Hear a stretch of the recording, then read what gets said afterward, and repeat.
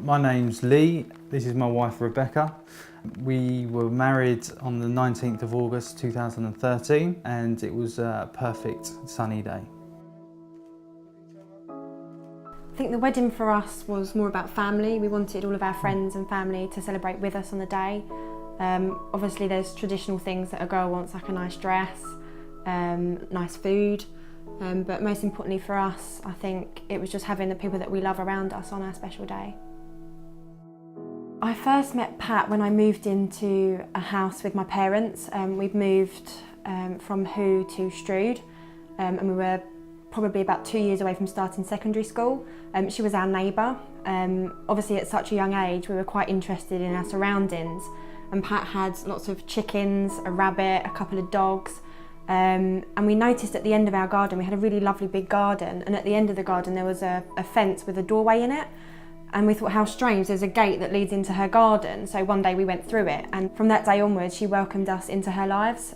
We spent pretty much most of our childhood at our neighbour's house. Even now her daughters still say to us that she pretty much saw us as additional grandchildren. We found out about Pat's dementia a couple of years ago in 2012. When I went round to visit her, certain things weren't quite right, certain behaviours and things had changed, and I'd find out more so through her daughter, because she used to keep us informed. So it was quite upsetting when I found out that obviously she was very unwell and she wouldn't be able to come to the wedding. That's something that I really wanted to share with her. So planning the wedding was quite a big job. I think I probably did around 80% of it, although you did 50%. 50%. You had your fair share of involvement. It was quite a big wedding. Obviously we had around 100 guests. 100 guests. And there was a lot to think about from a decor point of view. And then you come across the wedding favours. And for me, wedding favour, I didn't even know what a wedding favour was. We come across the Alzheimer Society badges that you can buy, or you can donate, make a donation to Alzheimer's.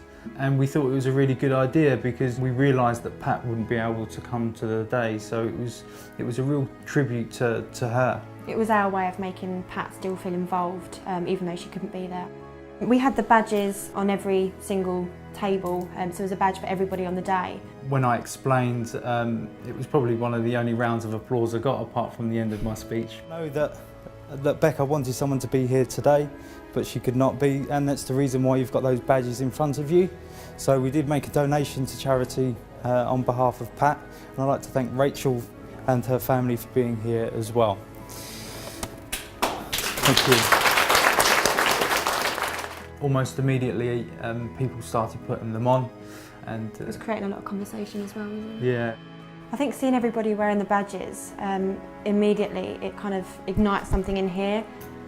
It obviously made me think of Pat everywhere I looked, because you're obviously reminded about such a cruel disease, but at the same time it was really special to be able to kind of create awareness at the same time as recognising Pat. I think Pat would have loved to be there. She was never one for really large social events, but I think she would have been really proud, and I knew that she was there in spirit.